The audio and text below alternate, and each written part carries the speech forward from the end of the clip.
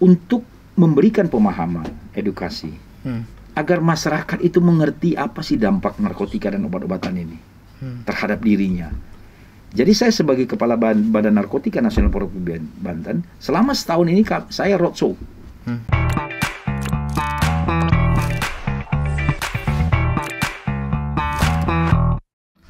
Assalamualaikum warahmatullahi wabarakatuh, pemirsa Banten Podcast. Kali ini setelah hadir di studio kami Bapak Brigjen Pol Henry Marpaung. Beliau adalah Kepala BNN Provinsi Banten. Selamat siang Pak. Selamat siang, salam sehat selalu. Salam sehat. Sehat Pak ya, alhamdulillah. Alhamdulillah sehat. Alhamdulillah. Narkoba merupakan musuh bersama, terutama bagi generasi muda, dan ini sangat penting bagaimana gerakan-gerakan pemberantasan narkoba yang dipimpin oleh Kepala BNN Banten ini harus benar-benar bisa mendapatkan hasil yang maksimal. Baru ke Banten itu berapa bulan Pak? Saya Agustus ini pas 1 tahun. Agustus 1 tahun di Provinsi Banten. Nah ini Pak Brigjen, oke. Kita tampilkan sedikit yang membuat hebat nih. Ya. Beritanya. Nah, ini dulu. Bapak di Polda Sumut. Ya.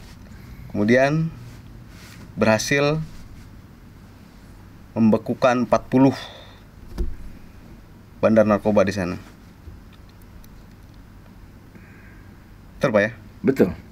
Itu ditembak di tempat.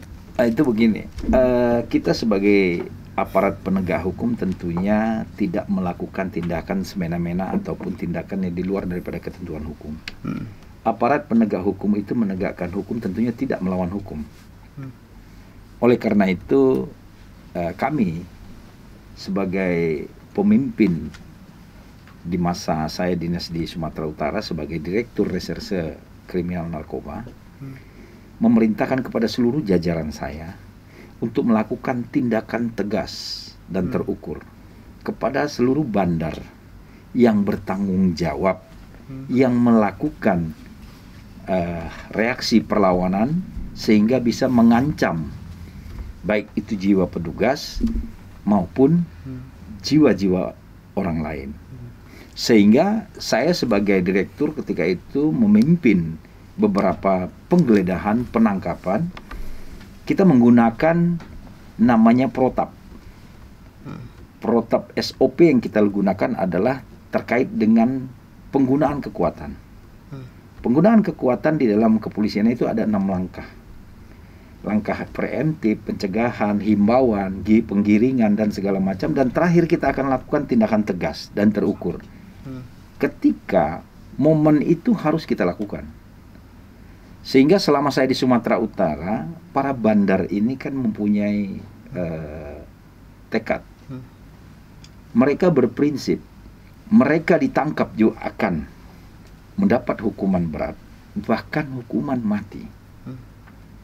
Dan Bapak turun langsung Pak ya, memimpin, tidak hanya anak buah yang turun. Betul. Ya. Oleh karena itu mereka pasti mempunyai jiwa yang sangat agresif. Sehingga saya harus waspada Pak. Ketika saya memimpin ada suatu case yang saya pimpin di dekat arah jalan ke bandara di Medan, ya, Kuala Namu, kami melakukan kontrol delivery. Ketika saya melakukan RPE, melakukan penindakan, itu yang kami dapat peroleh informasi bahwa para tersangka ini juga memiliki senjata api.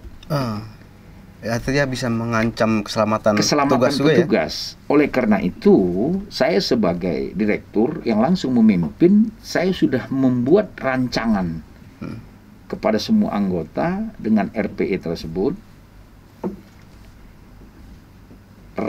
Action plan-nya kita lakukan apabila kita hentikan tidak dengan menuruti perintah kita yang sudah kita peringatkan, maka dia sudah menunjukkan suatu perlawanan, tidak mentaati perintah petugas. Oleh karena itu ketika kami lakukan tembak di tempat pencegatan, kita langsung perintahkan untuk turun dari kendaraan, dia tidak mau, kita lakukan tindakan tegas, peringatan, dan kita lakukan tindakan tegas mengarah kepada para tersangka.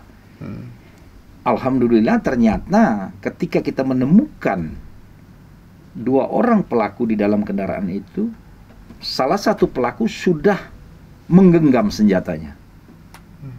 Nah, yang menjadi perkiraan kami, terlambat kita sedikit bertindak, mungkin kita yang menjadi sasaran. Nah, oleh karena itu kita melakukan tindakan tegas dan terukur. Jadi jumlah itu diperkirakan 40 itu dari sejak saya memimpin di sana, baik dari jajaran seluruh kabupaten kota di Sumatera Utara, ya kurang lebih sekitar 40. Dari Sumatera Utara kemudian Bapak dipindah tugaskan ke Banten. Apa Betul kemana sekali. dulu? Apa langsung ke Banten? Kami pindah diperintahkan untuk mengikuti pendidikan selama 3 bulan. Selesai saya pendidikan, saya diperintahkan untuk memimpin di BNN Banten. Mantap. Selamat datang Pak di Banten dan semoga Terima kasih. tadi kan 40. Mudah-mudahan 80 Banten lebih kali Amin. pencegahannya. Kalau memang itu preventif harus dilakukan dan memang harus tidak bisa dihindari daripada mengancam keselamatan Pak ya. Betul sekali. Apa Pak yang sudah Bapak temukan di Banten terkait penggunaan narkoba, data-data penggunaan narkoba gitu? Selama saya di Banten, ketika saya masuk Banten, saya sudah membuat suatu mapping. Saya mau mapping wilayah-wilayah yang masuk pada zona-zona merah. Nah, ketika saya mendapatkan data secara umum yang saya peroleh dari BNNP dan dari BNNRI, data tahun 2019, Pak, itu penelitian kita dari BNNRI dan salah satu tim survei yang dibentuk oleh BNNRI itu, maka dapatlah data pada tahun 2009 bahwa Banten ini yang sudah pernah menggunakan dan yang coba-coba pakai dan juga yang sudah adiktif itu kurang lebih sekitar 31.670 sekian. Itu data 2019. 2019. Jadi bisa kita bayangkan saat ini 2 tahun kemudian pasti ada efek perkembangan. Kenapa saya katakan ada perkembangan? Karena di masa pandemik saja, pandemi 19 ini, beberapa waktu yang lalu tim Merah Putih Mabes Polri itu mengungkap 2 ton lebih yang tertangkap. Berarti tidak ada penurunan dengan masa pandemi ini. Tetap mereka eksis. Oleh karena itu, kami dari Badan Narkotika Nasional Provinsi Banten tetap melakukan langkah-langkah, terutama langkah-langkah preemptif, pencegahan. Kita melakukan edukasi kepada masyarakat dengan melaksanakan Instruksi Presiden nomor 2 tahun 2020 P4GN, yaitu pencegahan, pemberantasan dan penyalahgunaan peredaran gelap narkoba. Kita masuk kepada semua lapisan atau lini masyarakat, lapisan masyarakat, untuk memberikan pemahaman, edukasi, agar masyarakat itu mengerti apa sih dampak narkotika dan obat-obatan ini terhadap dirinya. Jadi saya sebagai Kepala Badan Narkotika Nasional Provinsi Banten, selama setahun ini saya roadshow, keliling setiap kabupaten, kecamatan, desa saya masuk.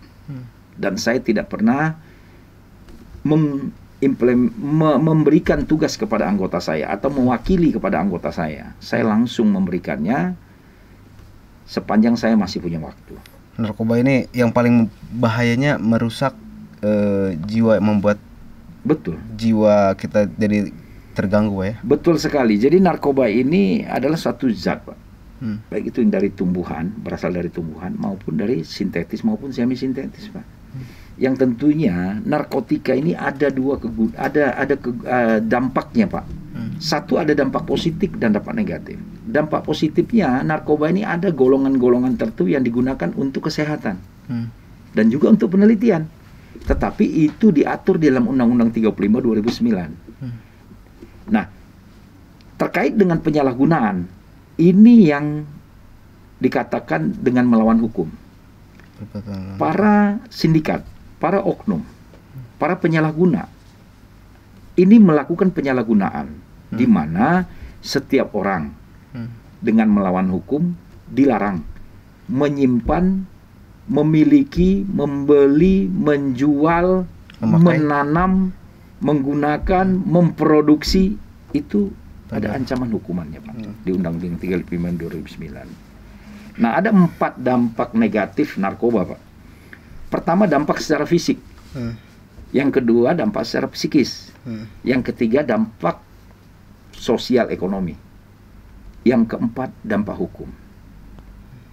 Itu dampak negatif daripada udah nggak ada untung-untungnya ya, nggak ada untung-untungnya. Narkoba ini memang tidak berguna bagi tubuh manusia, Pak, dan kehidupan manusia tidak bermanfaat. Lebih banyak mudaratnya daripada manfaatnya. Yang saya katakan di sini, secara fisik, narkoba ini mengintervensi seluruh fungsi saraf manusia, sehingga fungsi saraf manusia itu tidak bisa berfungsi dengan baik dan sebagaimana fungsinya. Nah, sehingga terjadilah, Pak, namanya penuaan secara dini. Ini yang sangat terlihat, Pak, yang real.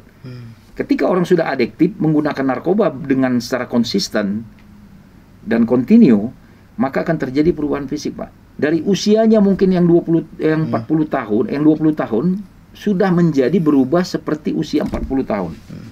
2 kali umur. Jenis narkoba itu? Jenis narkoba itu banyak sekali, Pak. Menurut Kemenkes aja itu ratusan, Pak, sampai 700 lebih. Nah, terkait dengan jenis yang dipakai di Indonesia ini, terutama di Banten, kebanyakan itu adalah ais kristal. Ais kristal ini adalah salah satu jenis narkotika dan obat-obatan yang disebut sabu-sabu. Yang kedua yang digunakan adalah ekstasi. Ekstasi ini juga kandungannya ada kandungan metamfetamin dan amfetamin, Pak. Nah, ini di sini juga, Mas, kandungan-kandungan yang ada di dalam ekstasi ini sama seperti dengan sabu-sabu. Nah, kemudian yang ketiga adalah jenis narkoba itu adalah jenis obat-obatan yang mengandung metamfetamin di dalamnya. Ini seperti tramadol, itu umum. Jual pasaran ya? Jual pasaran, tetapi disalahgunakan, kan? Kalau sekali makannya 10 biji dan dicampur dengan minuman apa segala macam, ya, yang jelas merusak saraf manusia. Nah, itu dampak buruknya, Pak, secara fisik. Secara psikis, dampak buruknya itu akan menimbulkan perubahan perilaku. Yang tadinya dia orangnya care, menjadi tertutup. Yang tadinya dia memiliki empati, simpati, itu hilang, menjadi egois, tidak mau tahu, masa bodoh, apatis. Nah, ini dampak psikologinya, Pak. Dia menutup diri dari kehidupan komunitas biasanya. Nah, orangnya biasanya rapi menjadi tidak rapi, jadi jorok. Dan biasanya dia bersosialisasi, tidak lagi bersosialisasi. Ini dampak psikologinya. Nah, kemudian yang ketiga, dampak ekonomi, Pak. Dampak ekonomi sangat berpengaruh ke ekonomi, Pak, setiap pengguna. Karena apa? Karena narkotika ini nilainya cukup tinggi. Mahal. Dan mahal. Barang-barang mahal. Dari logam mulia lebih mahal dia. Dari emas murni pun lebih mahal sabu-sabu. Narkoba ini daripada itu. Nah, oleh karena itu, ketika seseorang sudah adiktif dan ketergantungan menjadi komoditi konsumsinya setiap hari, maka dia harus mengeluarkan uang, sejumlah uang dengan nilai yang besar. Dari hasil rata-rata analisa identifikasi usia pengguna narkoba itu biasanya di usia berapa, Pak? Ada identifikasi usia? Kita ada klasifikasi usia sekolah remaja, milenial lah katakan. SMA. Mulai dari SSD, SMP, SMA sampai mahasiswa. Kita kelompokkan dalam satu kelompok. Kemudian kelompok pekerja. Pekerja artinya orang-orang yang sudah produktif. Sudah bekerja ya. Usianya ya fluktuatif lah, beragam ya. Ada yang usia muda, ada usia tua, ini yang sudah bekerja. Nah, kemudian ada ada kelompok yang tidak bekerja, Pak. Nah, jadi kalau persentasenya dari anak-anak dan dari kaum milenial yang sekolah ini, kita persentasekan sekitar 40-60%. Dan yang bekerja sekitar 20-30%. Basis pelajar tinggi, Pak ya? Tinggi. kelompok pelajar tinggi. Nah, ini usia-usia produktif, usia milenial. Oleh karena itu, Badan Narkotika Nasional Republik Indonesia dengan instruksi Presiden nomor 2 tahun 2020 tersebut melakukan rencana aksi secara nasional. Kita membuat yang namanya Desa Bersinar. Desa Bersinar ini adalah desa bersih dari narkotika dan obat-obatan. Itu sudah berjalan, Pak? Itu sudah berjalan di seluruh Indonesia. Kampanyenya di desa-desa? Betul sekali. Nah, sekarang kita bergandengan dengan Polri. Polri juga membentuk desa-desa tangguh. Bebas dari narkoba. Sama ya? Sama, visi misinya hampir sama. Tujuannya adalah bagaimana kita menyelamatkan anak bangsa dari keterpurukan narkotika dan obat-obatan. Melakukan preemptif pencegahan, melakukan pengawasan, dan melakukan tindakan penegakan hukum terkait dengan penyalahguna ini. Oke. Pak, Banten ini ada 4 kabupaten, 4 kota. Ya. Paling rawan itu Tangerang Selatan dan Tangerang Raya, Pak? Iya.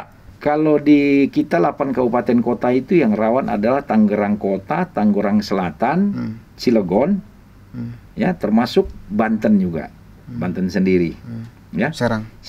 Nah, itu yang menjadi zona merah kita. Zona merah. Nah, dan kita selalu mengadakan pengawasan. Saat ini tim saya lagi berada di satu titik untuk melakukan kontrol delivery. Terus Banten juga menjadi daerah rawan ini, Pak, transaksi penyelundupan barang-barang dari luar. Misalkan beberapa ada tahun 2020 kemarin juga ada di Anyer, itu fantastis, skala internasional bahkan. Betul. Bagaimana, Pak, yang dilakukan ke depan? Begini, Kang. Jadi kalau yang cerita di Anyer, itu ketika itu saya masih masuk dalam tim. Oh, sudah masuk? Sudah masuk dalam tim. Jadi di Anyer itu barangnya datangnya dari luar negeri. Berlabuh di Anyer. Itu tim Merah Putih yang melakukan penangkapan. Saya dari Direktorat Narkoba Mabes Polri. Dipimpin oleh Bapak Direktur kita, waktu itu Brigjen Eko Danianto. Beliau juga terakhir pensiun Irjen, beliau menjabat di BNN RI juga. Nah, ketika itu kita bersamaan dengan Satgas Merah Putih, ternyata Satgas Merah Putih melakukan RPE, penangkapan di laut. Kita waktu itu menunggu di darat. Terus yang paling miris juga, Pak, itu biasanya narkoba itu di setiap pemberitaan itu muncul, peredarannya terjadi di dalam lapas, Pak. Betul sekali. Itu juga sangat, dan itu sering gitu, terjadi di pemberitaan muncul gitu. Betul. Gimana tuh, Pak?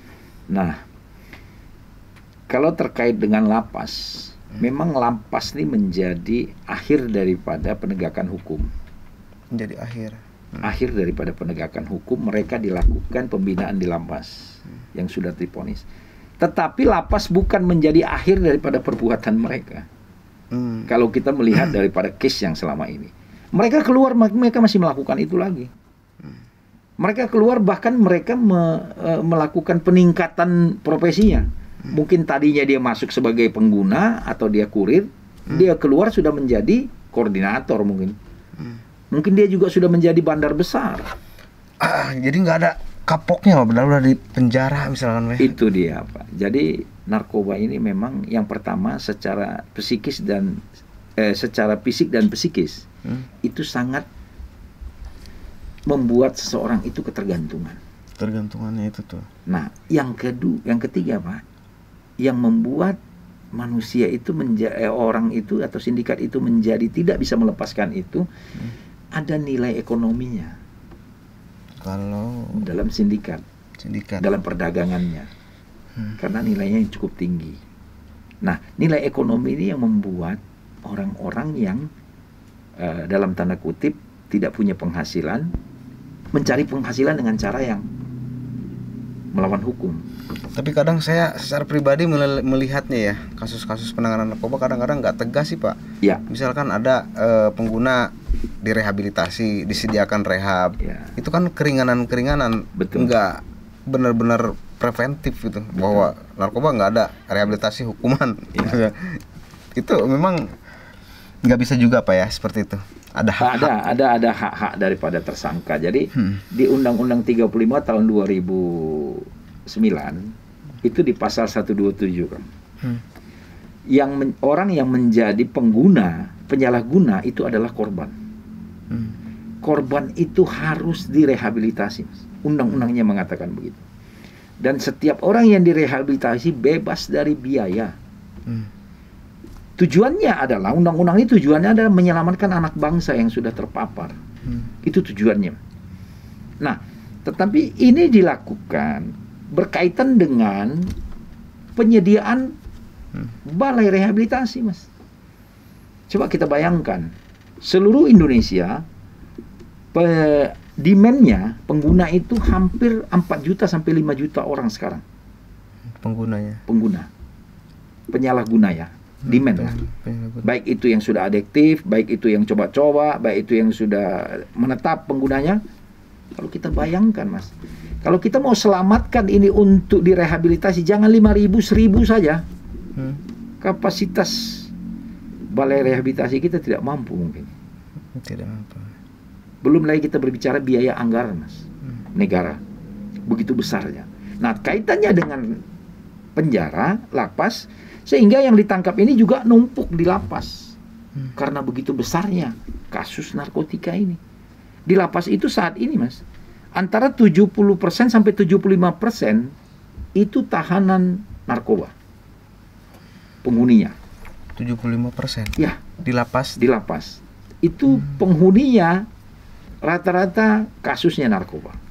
Nah, kemarin kita berarti tahu peringkat pertama dia? Peringkat pertama kalau narkoba. Daripada kasus-kasus kriminal lainnya. Nah, yang menjadi penelitian kita selama ini, mereka keluar yang tadinya dia melakukan kejahatan kriminal umum, keluar ikut menjadi pelaku sindikat narkoba. Kenapa? Dia sudah belajar dari orang-orang narkoba yang di dalam. Pak, kalau masih udah teridentifikasi sebagai sindikat, dia juga masih dikasih kewenangan, dikasih keluasan untuk rehab? Apa hanya penyalahgunaan saja, penyalahgunanya saja? Kalau dia begini, Mas, pasal 127 itu adalah pengguna itu adalah korban. Korban itu adalah orang yang ketergantungan dengan obat. Dengan ketentuan, ada klasifikasinya kan. Itu atas keputusan bersama.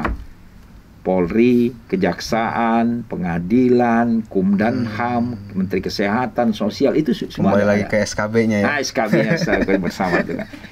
Setiap orang yang dikatakan korban itu adalah yang pertama, Mas, klasifikasinya. Barang bukti yang ditemukan padanya tidak lebih dari 1 gram. Itu yang kita. Yang kedua, tapi dia bukan sindikat ya, di luar sindikat, dia sebagai pengorban. Barang bukti tidak lebih 1 gram. Yang kedua, barang bukti digunakan tidak boleh lebih dari 1 hari, harus habis. Yang ketiga, dia tidak boleh stok, tidak boleh menyimpan. Ya, memang kadang-kadang orang berpikir begini, Mas, mengartikan begini. 1 hari di bawah 1 gram, oke deh, 0,5 gram deh. Saya ini menggunakan untuk seminggu. Berarti seminggu 7 hari kali alasannya 0,5 gram stok dong. Nah, itu tidak bisa. Itu tetap tidak bisa masuk dalam kategori sebagai korban. Dan tidak bisa direhab. Tidak bisa masuk program rehab. Tidak bisa masuk program rehab. Mungkin bisa rehab, tetapi dia harus menjalani hukum. Hukuman dulu. Kalau dia sebagai pengguna. Nah, nanti satu lagi klasifikasinya, penggunaan itu tidak boleh bersama-sama, Mas. Tidak boleh rame-rame. Hanya digunakan untuk diri sendiri. Nah, itu baru nanti kita asesmen.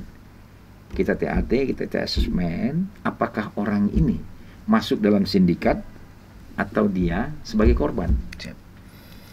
Nah, era digital, Pak. Ya. Saat ini udah masuk ke era digital, di mana jaringan-jaringan pengedaran narkoba ini udah masuk ke internet, terus online. BNN melakukan apa, Pak?